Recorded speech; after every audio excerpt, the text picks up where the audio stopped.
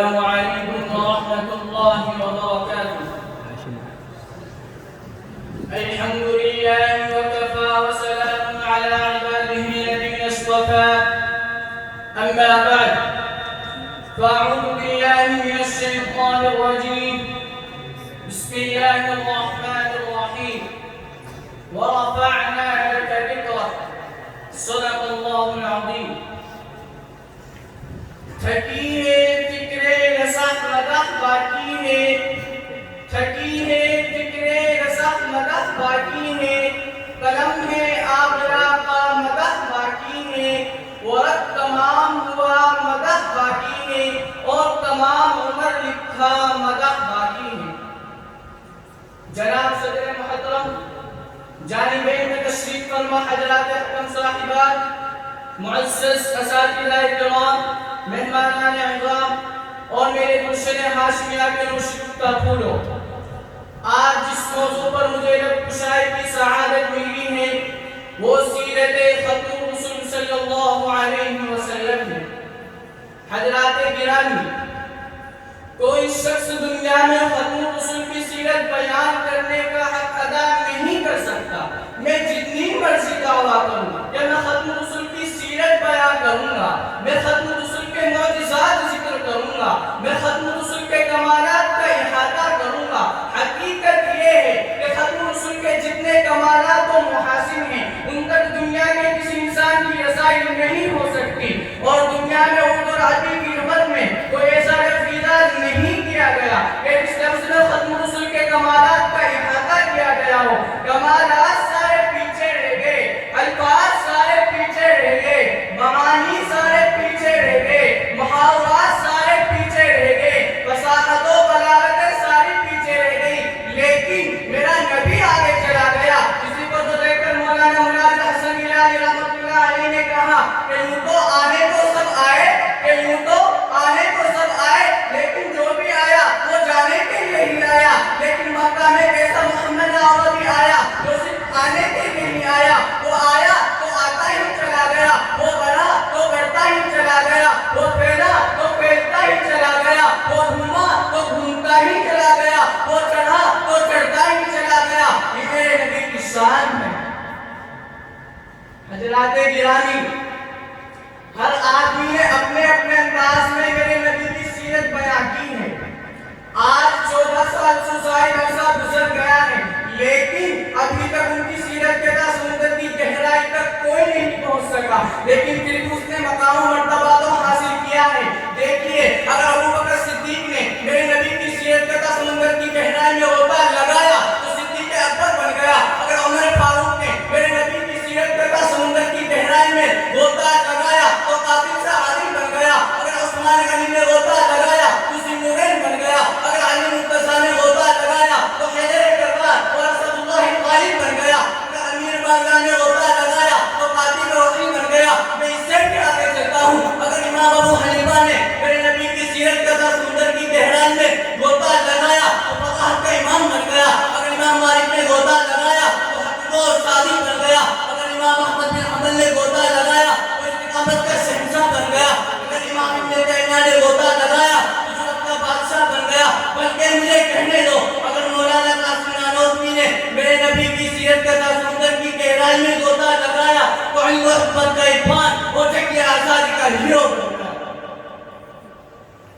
حضرات گرامی، اس دنیا میں انبیاء کرام تو بہت آئے ہیں، لیکن جو بھی آیا ان کی سیرت کا ان کی پیدائش کے بعد ہوا۔ دیکھیے، حضرت آدم علیہ السلام آئے، ان کی سیرت کا ان کی پیدائش کے بعد ہوا۔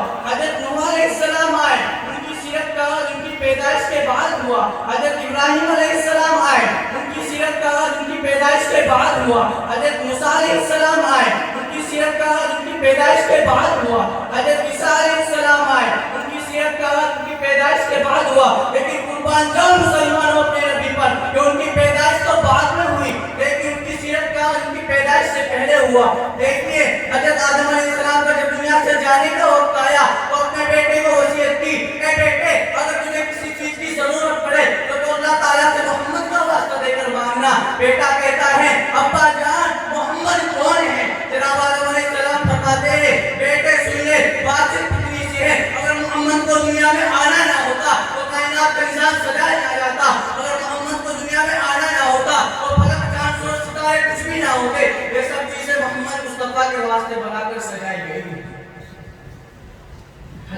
گرامی، اللہ تعالیٰ نے مختلف زمانے میں متعدد نبیوں کو اس دنیا میں مبعوث فرمایا ہے اور ہر ایک کو الگ الگ معجزے عطا فرمایا ہے، لیکن ان کے معجزے کے ساتھ دنیا سے ختم ہو گئے ہیں۔ ایک ہمارا ہی نبی ہے جن کا معجزہ باقی ہے اور قیامت تک باقی رہنے والا ہے، اور وہ قرآن ہے جو کتابوں کا سردار ہے، اور اللہ نے ہمیں وہ نبی عطا فرمایا ہے جو تمام نبیوں کا سردار ہے۔ تو آئیے ہم اس قرآن سے پوچھے تو صحیح، یہ قرآن اس نبی کی شان کو بیان کر، تو قرآن کہتا ہے الم یجد کا یتیما فآویٰ، کیونکہ جب میرے نبی کی چہرے کی باری آئی تو قرآن نے وہ دوہا کہا، جب میرے نبی کی زلفوں کی باری آئی تو قرآن نے واللیل کہا، جب میرے نبی کی آنکھوں کی باری آئی تو قرآن نے ما زاغ البصر کہا، جب میرے نبی کی دانتوں کی باری آئی تو قرآن نے یاسین کہا، جب میرے نبی کے اخلاق کی باری آئی تو قرآن نے انک لعلی خلق عظیم کہا، جب میرے نبی کی سینے کی باری آئی تو قرآن نے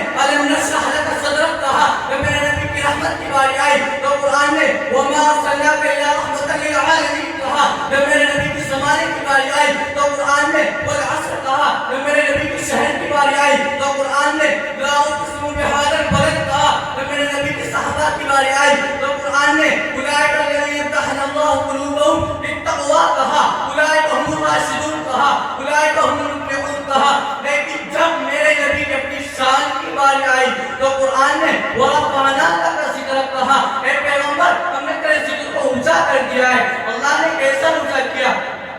تو اللہ فرماتا ہے کہ میرے محبوب جہاں میرا ذکر ہوگا وہاں تیرا بھی ذکر ہوگا، اور آسمان میں پہلے خدا کا ذکر ہوگا تو بعد میں محمد مصطفیٰ کا ذکر ہوگا، اگر زمین میں پہلے خدا کا ذکر ہوگا تو بعد میں محمد مصطفیٰ کا ذکر ہوگا۔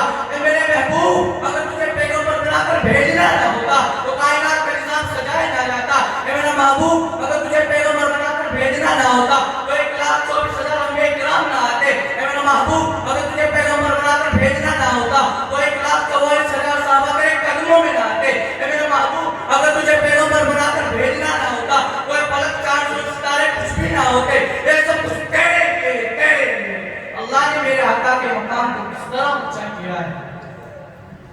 معراج کی رات پوری جماعت پیغمبر میں اللہ نے میرے آقا کو مصلی پہ کھڑا کر کے بتا دیا کہ میرے محبوب تیرے آگے بھی کوئی نہیں، تیرے برابر بھی کوئی نہیں، اور آقا نے پوری جماعت انبیاء کی امامت فرمائی اور براق پر سوار ہو کر وہاں پہنچے جہاں کوئی نہ پہنچا، سدرا کو بھی پار کر گئے۔ یہ وہ جگہ ہے جہاں جبرائیل علیہ السلام پہنچ کر رک گئے تھے، جو آقا نے جبرائیل سے کہا جبرائیل آگے بڑھو نا، تو جبرائیل ہاتھ جوڑ کر عرض کرتا ہے اگر وہ یکسر برپر کرم، اگر وہ یکسر برپر کرم فروغ تجلی بصورت کرم، اے اللہ کے رسول اگر میں اقبال کے سرے کے برابر میں آگے بڑھتا ہوں تو اللہ کے نور کی تجلی مجھے جلا کر راک کر دے گی۔ دیکھیے جہاں سے نوریوں کے سردار کی انتہا ہوتی ہے وہاں سے میرے آقا کی ابتدا ہوتی ہے، جن کا مقام کائنات سے بلند ہے۔ اسی پر شاعر کہتا ہے وہ صبح ربیع کی صحن کا اجالا، وہ صبح ربیع کی صحن کا اجالا، وہ جس کو بہاروں نے صدیوں میں پالا، جسے حق نے خود آگ سانچے میں ڈالا، وہ جس نے اندھیروں سے ہم کو نکالا، وہ برکت کا پردہ وہ رحمت کا جالا، وہ آدم کا عیسیٰ سبھی کا حوالہ، فلک چاند سورج ستارے گواہ ہیں، زمین کے حسی سب نظارے گواہ ہیں، وہ آیا ہے جس نے جہاں کو سنبھالا، حسن کی نزاکت امنگوں کی مالا، وہ ہر نور بشری سے بہتر وہ مالا، جو سمجھے تو کوئی اسے ہوش والا، وہ ہر معجزوں میں نبیوں سے اعلیٰ، وہ تقوی میں احسن میں سب سے نرالا، وہ آدم نے اپنی نگاہوں میں دیکھا، وہ تقدیر کے قدرت کی باہوں میں دیکھا، وہ عزت میں اول وہ عظمت میں اول، وہ عزت میں اول وہ عظمت میں اول، وہ شوکت میں اول، چاہت میں اول، قدرت میں اول، یوسف سے پہلے، موسیٰ سے پہلے، صالح سے پہلے، یحییٰ سے پہلے، وہ توحید رب کی سنانے ہے آیا، امت کو سینے لگانے ہے آیا، وہ توحید رب کی سنانے ہے آیا، وہ امت کو سینے لگانے ہے آیا، وہ آباد کرنے جہاں آ گیا ہے، وہ سب کی خوشی کا سامان آ گیا ہے۔ کون آیا توجہ کون آیا؟ وہ کسرا گنگرے گئے جا رہے ہیں، یہودی بھی دیکھو مرے جا رہے ہیں، وسیع بھی ماتم کیے جا رہے ہیں۔ کون آیا کون آیا؟ جمال معطر کمال تعالی، نگاہوں کی جنت نبوت کا طلب۔ حضرات گرامی، میرے آقا کی چہرہ انور کی تعریف کرنا تو دور کی بات، میرے آقا کی نالین مبارک کی تعریف کرنا مشکل ہی نہیں بلکہ ناممکن ہے۔ اس لیے میں اپنی تقریر کو اس شاعر کے شعر پر ختم کرتا ہوں کہ زمزموں کو سرو تسنیم نہیں لکھ سکتا، کہ زمزموں کو سرو تسنیم نہیں لکھ سکتا، یا نبی آپ کی تعظیم نہیں لکھ سکتا۔ میں اگر نچوڑوں سات سمندر کی راحت، میں اگر نچوڑوں سات سمندر کی راحت، آپ کے نام کے ایک میم نہیں لکھ سکتا۔ وآخر دعوانا